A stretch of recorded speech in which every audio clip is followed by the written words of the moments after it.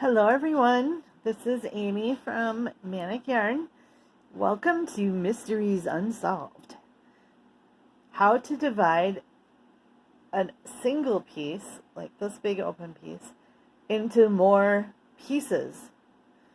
This can happen pretty often, at least in mine.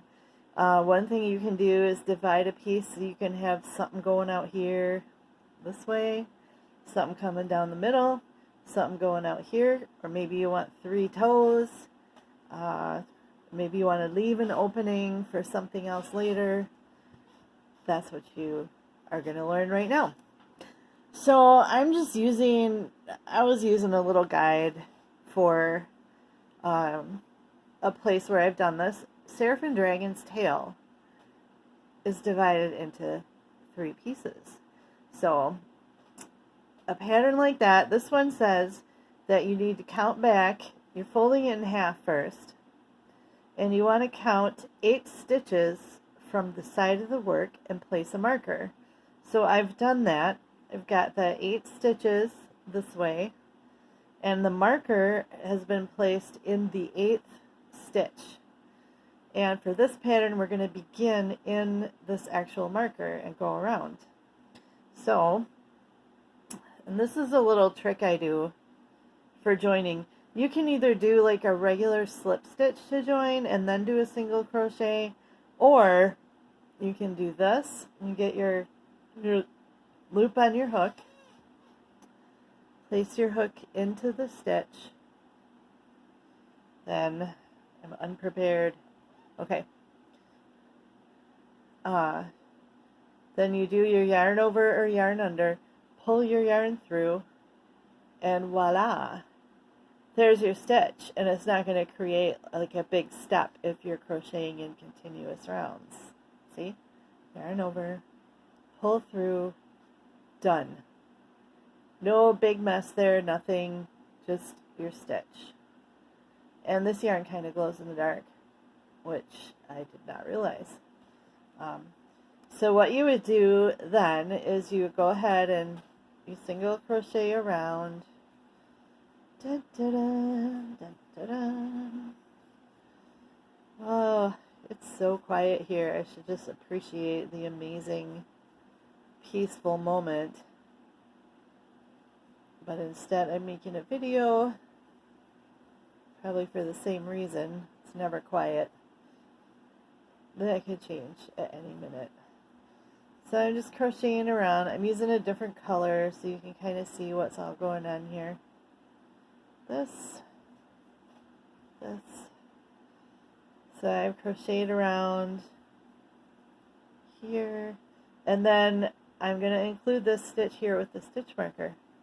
Now, because I'm dividing and I'm not done crocheting everything, I'm leaving this here, because I want to know these are the ones that I crocheted into, so I don't accidentally use them. Or maybe I need to start in this section and then go across. We don't know.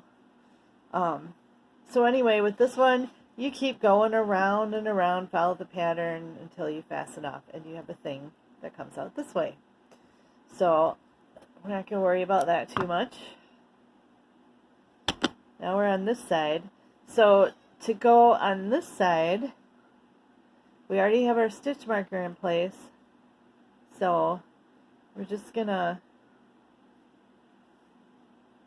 go ahead and join. Same thing. Join here with your single crochet. So you just, let me do that slower. There's your loop.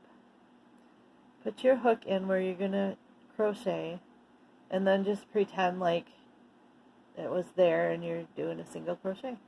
Alright, so there it is. And then we're going to crochet around again. You guys remember this song? 1, 2, 3, 4, 5, 6, 7, 8, 9, 10, 11, 12.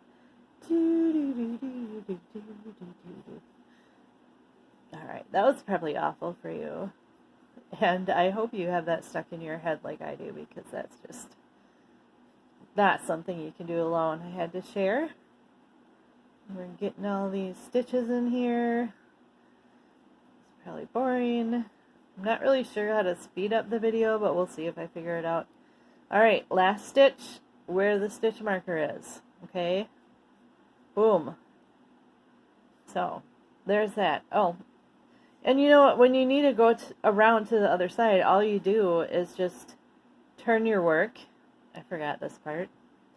Turn your work and begin in your single crochet that you had, and just keep going around. I mean, you might be doing decreases or whatever at this point. I don't know. But that's what you do. Helpful hint. Leave this end on the outside, because when you get done, if you have a little hole or something here, you can use this to just tighten that up. So leave it out. Don't push it in. This is the inside, theoretically. So leave that end for you. You'll be so happy you did that. Okay, now there's two things that can happen here. You can just go ahead and you're going to be making your last piece on these 5 stitches here. But in this particular pattern, I did something weird. I don't even always know why I do some of the things I do. I think this was an attempt to not have so many holes. So in this one, my first stitch was through this stitch marker here on both sides. See, I went through both and did a single crochet here. And this is essentially just going to tighten that whole thing up. Designers, if you're making something and you start right there, look at, there is not a hole to be found anywhere. No holes. So there's your first single crochet. It also provides a nice bridge between the front part and the back part when you're coming around. So let's just say, now I'm not following the exact pattern anymore because there's like decreases and stuff. We don't need that for these purposes. So I'm just going to crochet across here. So there's my 5. Now I'm to the stitch marker again here, which is still through the 2 stitches because we went through both sides to mark them off.